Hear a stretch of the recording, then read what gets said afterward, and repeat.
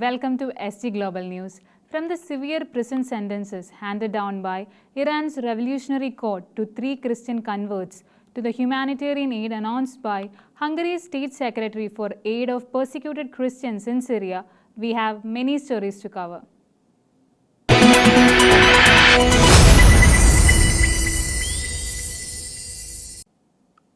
Three Iranian Christian converts, including a pregnant woman, have been handed harsh prison sentences by Iran's Revolutionary Court on charges related to their faith and activism.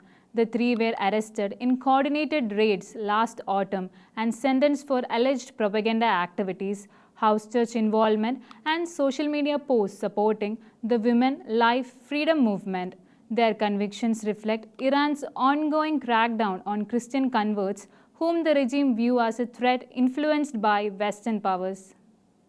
Including a pregnant woman, have been sentenced to harsh prison terms on various charges by Iran's Revolutionary Court on Saturday, March 8. According to Open Doors, 37-year-old Nargiz Nazri and Mehran Shamloi, along with 48-year-old Abbas Suri, were arrested on the same day last autumn in coordinated raids on their homes. Nargiz Nazri, who is pregnant with her first child, has been sentenced to 16 years in prison on charges of engaging in propaganda activities contrary to Islamic law, participating in house church gatherings, and making social media posts in support of Women, Life, Freedom movement, which emerged following the death of Mahsa Amini for allegedly wearing the hijab improperly. Abbas Suri received a 15-year prison sentence, 10 years for propaganda activities, and 5 years for house church involvement. In addition to their sentences, both Nasri and Suri have been fined, banned from any group membership, and prohibited from residing in Tehran or leaving Iran for 2 years after their release. Mehran Shamloi has been sentenced to 10 years and 8 months in prison, comprising 8 years of propaganda activities and 32 months for house church membership. The government also confiscated his musical instruments, valued at approximately £4,250. Additionally, he was fined. The Iranian clerical government has intensified its crackdown on Christian converts in recent years, believing that they have been influenced by Western countries seeking to undermine the regime. Converts are frequently given long prison sentences under charges related to national security and often endure severe torture while incarcerated, with women facing particularly harsh conditions. 2 Catholic priests and 2 other pro-life activists are set to go on trial today for their involvement in a 2019 Red Rose rescue demonstration at an abortion facility in Morristown, New Jersey. Father Fidel Mosinski, CFR, Father David Nix, and their co-defendants were arrested after peacefully praying inside Garden State Gynecology, distributing roses and offering support to women seeking abortions. Their case has drawn widespread attention from pro-life advocates, with a rosary rally planned outside the courthouse in their defense. Father Fidelis Mosinski and Father David Nix, along with William Goodman and an unnamed 4th pro-life activist, are set to go on trial today for praying inside an abortion facility in Morristown, New Jersey on July 13, 2019. The action was part of a demonstration by Red Rose Rescue, a Michigan-based group that seeks to save unborn children by peacefully occupying abortion clinics, following principles of Christian nonviolence. Father Mosinski and Goodman were among the 23 pro-life activists pardoned by President Trump on January 23, just days after taking office. At the time, Father Mosinski was already out of prison, but the pardon facilitated Goodman's release. Father Mosinski, a Franciscan friar of the Renewal, had been convicted under the Freedom of Access to Clinic Entrances Act for obstructing a Planned Parenthood clinic in Hempstead, New York in 2022. He was sentenced to 6 months in prison, the maximum penalty for a first-time offense. Goodman was incarcerated for a clinic blockade in Washington, D.C. in 2020. In 2019, the 4 activists entered Garden State Gynecology in Morristown, where they prayed in the waiting room and handed out roses along with cards to the women and clinic staff. The cards read, quote, "You were made to love and to be loved. Your goodness is greater than the difficulties of your situation," end quote. Each note also provided contact details for local pregnancy resource centers. Morristown police arrested them that day without incident.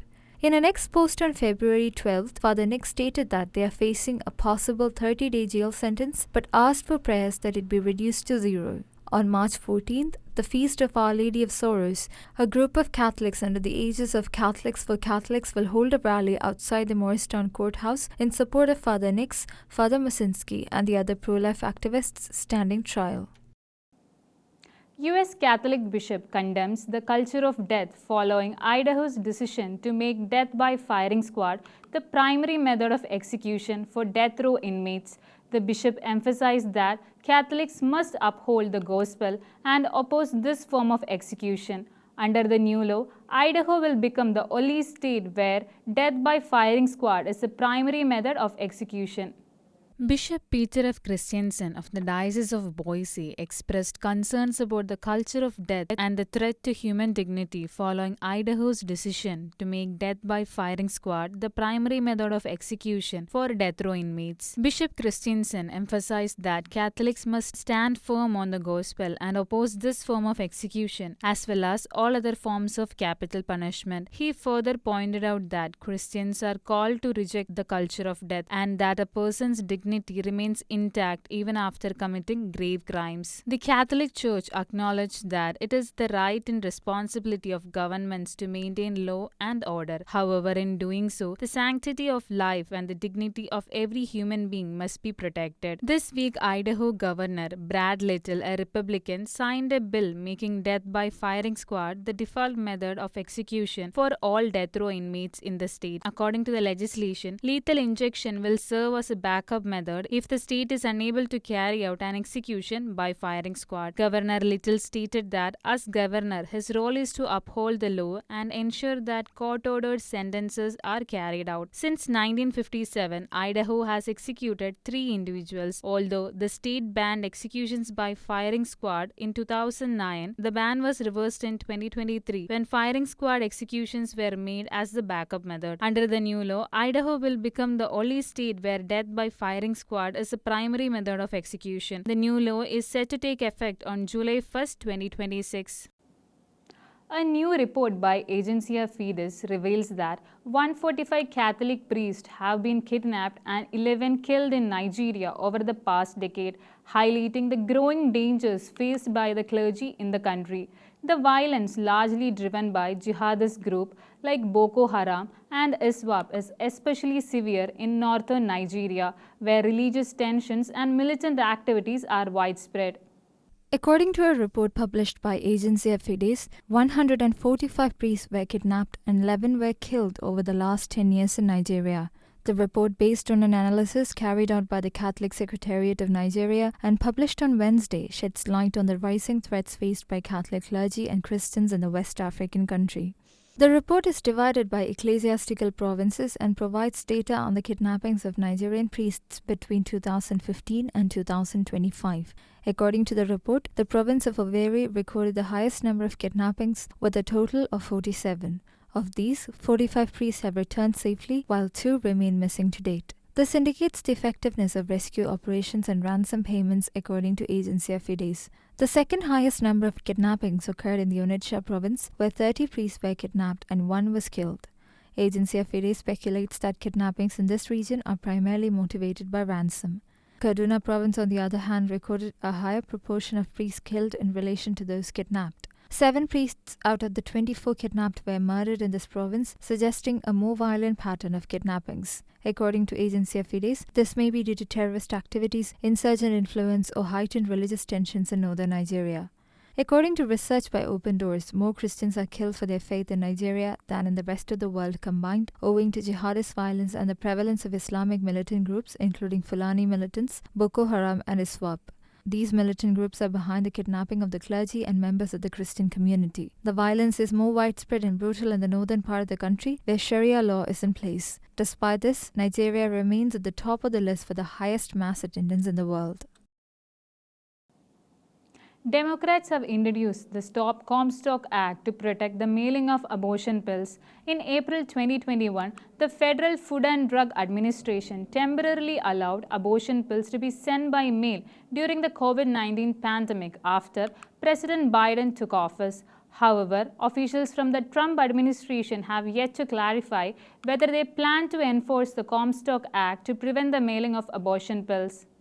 Democratic Senators Tina Smith and Representative Becca Ballant introduced the Stop the Comstock Act, which seeks to serve as a safeguard against the efforts to criminalize abortion providers and impose a nationwide ban on abortion. The bill filed on Wednesday aims to remove language from federal law that prohibits sending items related to abortion through the mail. The Comstock Act is a federal statute that criminalizes the mailing or transportation of obscene materials, including certain abortion-related items. The act was named after Anthony Comstock. Democrats hope that the bill will energize a demoralized base, but critics argue it comes at the expense of women's health. Mailing abortion pills without an in-person doctor's appointment can lead to complications such as severe hemorrhaging and tragically the possibility of a woman losing her life, said Carol Tobias, the president of National Right to Life Committee. A survey published by the Guttmacher Institute in March 2024 revealed that most abortions in the United States now occur through pills rather than surgery. In 2023, about 63% of abortions in the country were performed using abortion pills. The Federal Food and Drug Administration began allowing abortion pills to be sent by mail on a temporary basis during COVID-19 pandemic in April 2021 after President Biden took office. However, in June 2022, the US Supreme Court ended the federal right to abortion with its Dobbs decision overturning Roe v. Wade. This prompted postal officials to ask the US Department of Justice whether abortion pills could still be mailed. In December 2022, the Biden Justice Department's Office of Legal Counsel stated that mailing abortion pills does not violate federal law. Trump administration officials have yet to announce whether they intend to apply the Comstock Act to block the mailing of abortion pills. However, in his first week in office, Trump signed an executive order which prohibits federal funds from being used for abortion.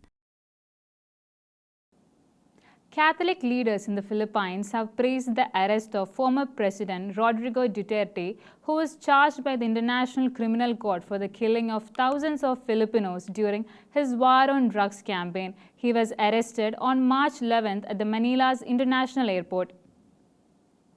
Filipino Catholic leaders welcomed the arrest of former Philippine President Rodrigo Duterte as he faced a complaint at the International Criminal Court over the killing of thousands of Filipinos in his war on drugs. The 79-year-old Duterte was arrested at Manila's International Airport on Tuesday morning and was flown to The Hague, Netherlands before midnight. Duterte's arrest is a crucial step toward addressing the countless human rights violations committed under his administration, said the social justice arm of Conference of Major Superiors in the Philippines in a statement. Duterte is facing a crimes against humanity complaint at the ICC over alleged extrajudicial killings between November 1, 2011 and March 16, 2019. The dates covered the first 3 years of Duterte's presidency from 2016 to 2019 and the preceding years when he was the mayor of the southern Philippine city of Davao. Bishop Jose Colin Bagafaro, president of Caritas Philippines, which is overseen by the CBCP's Episcopal Commission on Social Action, Justice and Peace,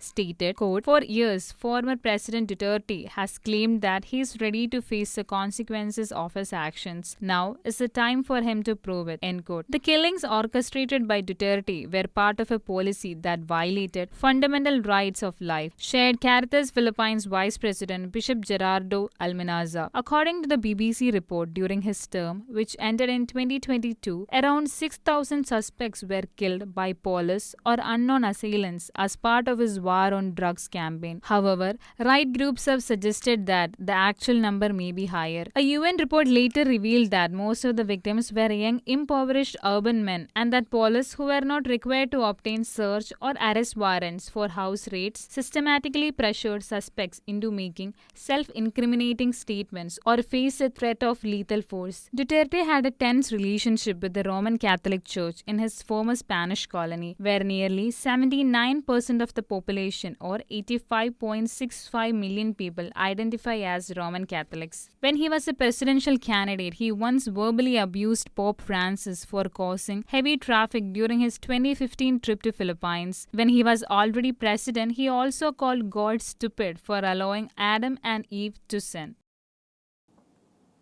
As controversy surrounding the detention of 30-year-old Columbia student and Hamas sympathizer continues, U.S. Secretary of State Marco Rubio's firm response to a reporter who questioned the legality of detention of the student wins applause. Rubio said that Hamas sympathizers have no place on American soil and announced that his department will continue the crackdown on foreign students who took part in anti-Israeli protests, which often intensified into attacks against the Jewish classmates. As the U.S. State Department's crackdown on pro-Hamas activities is in full swing, the U.S. Secretary of State's firm response to a reporter who criticized the detention of students leading anti-Semitic protests on college premises have received praise from netizens. When asked about the legality of detaining and possibly deporting Hamas sympathizer and 30-year-old Columbia University student Mahmoud Khalil by a reporter, Secretary Rubio stated that Khalil was found inciting anti-Israel sentiments on college premises, and his actions defied the laws and inserters of his host country. He also reminded the audience that Khalil entered the United States on a visa, and the U.S. Department of State has the right to revoke the visa and green card of students found to sympathize with Islamic militant organizations, that is an enemy of America's only key ally in Western Asia. During his speech, Rubio criticized Hamas as a barbaric and inhumane organization that kills children and rapes teenage